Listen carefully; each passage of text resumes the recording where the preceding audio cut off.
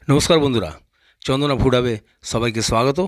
তো আজ শীতের সন্ধ্যায় নিয়ে চলে এসেছি একেবারে অনবদ্য একটি রেসিপি, বেগুন ভর্তা।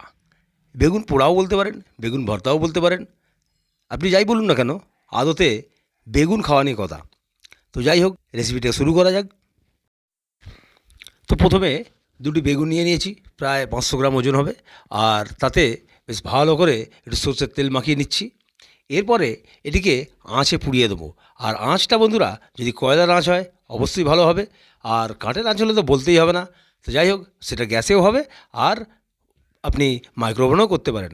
আপনার কাছে যেটা থাকবে, সুবিধে যেটা মনে করবেন সেটা দিয়ে করবেন। দেখুন, আমাদের এখানে বন্ধুরা মিলে করছি, তাই এখানে আঁচ লাগিয়ে দিয়েছি, কয়লার আঁচ, একেবারে বেগুন পোড়া হচ্ছে। তো এর জন্য আমি দুটো বেগুন নিয়ে নিয়েছি, কিছু পেঁয়াজ, কিছু ধনেপাতা কুঁচো, কিছু কাঁচা লঙ্কা, আর এমন কিছু লাগবে না, একটু সরষের তেল লবণ হলেই হয়ে যাবে।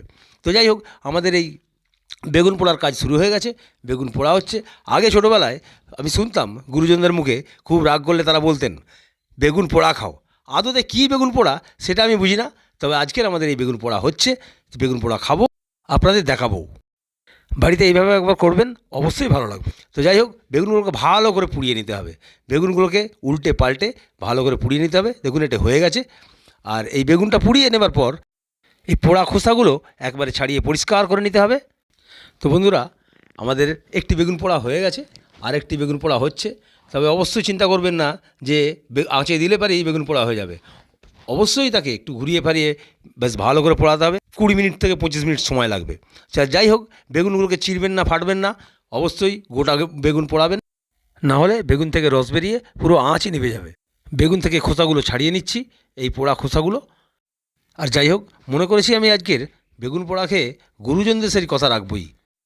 তবে বন্ধুরা, একটা কথা মনে করে দিই, এই বেগুনটা পরিষ্কার করেই কিন্তু মেখে নেবেন না, কারণ পোকাদের কোথায় কোথায় বাস কে জানে, বেগুনেই আছে কিনা ভালো করে দেখে নেবেন। কিন্তু বেগুনটির খোসা ছাড়ানো হয়ে গেলে পরে বোঁটাটা অবশ্যই কেটে ফেলে দেবেন, নাহলে বোঁটাটা খেতে পারবেন না। তারপরে ভালো করে এটিকে ঠান্ডা করে নিতে হবে। ঠান্ডা যদি না করে নেন, তাহলে পেঁয়াজ দেওয়ার পর অবশ্যই একটা বাজে ফ্লেভার আসবে। দুটো বেগুনই পোড়ানো হয়ে গেছে, পোড়াও হয়ে গেছে, আর খোসা ছাড়ানো হয়ে গেছে। এবার আমরা একটু ঠান্ডা করে নিচ্ছি।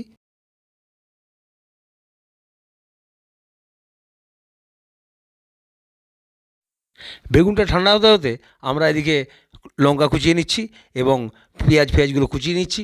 পেঁয়াজ কুচানো হলো, এরপর ধনেপাতাটাও কুচিয়ে নেব। কাজ চলছে, সবাই মিলে করছি। যাই হোক, বন্ধুরা মিলে করছি, এর একটা মজাই আলাদা। তবে যাই বলেন না কেন, শীতের রাতে ডিনারে এটা একদম ফাটাফাটি ব্যাপার। তো যাই হোক, এটাকে একটু মেখে নিচ্ছে। মেখে নেওয়ার পরে এতে ভালো করে একটু সরষের তেল দিয়ে দেবেন। সরষের তেল দেওয়া হয়ে গেল। এরপরে আর একবার একটু মেখে নিয়ে তারপরে অল্প লবণ, পরিমাণ মতো লবণ দিয়ে, তারপর পেঁয়াজ কুচি, লঙ্কা কুচি যা আছে এবং ধনেপাতা কুচি, সেগুলোকে দিয়ে ভালো করে মেখে নিন। তো এই বেগুনটা যখন মাখা হচ্ছে, এই মুহূর্তে একটি সুন্দর ফ্লেভার বেরিয়েছে, মনে হচ্ছে কখন খাই কখন খাই। যাই হোক, গুরুজনরা বলতেন, ঠিক কথাই বলতেন বোধ হয়। এই দেখুন, মাখা হয়ে গেছে। এরপর আর কি, এরপর কি রেখে দেবেন নাকি, রুটি দিয়ে সার্ভ করে ফেলুন, একবারে জমে ঝাকাস। যাই হোক বন্ধুরা, ভিডিওটি ভালো লাগলে আমার চ্যানেলটিকে লাইক, শেয়ার, সাবস্ক্রাইব অবশ্যই করবেন।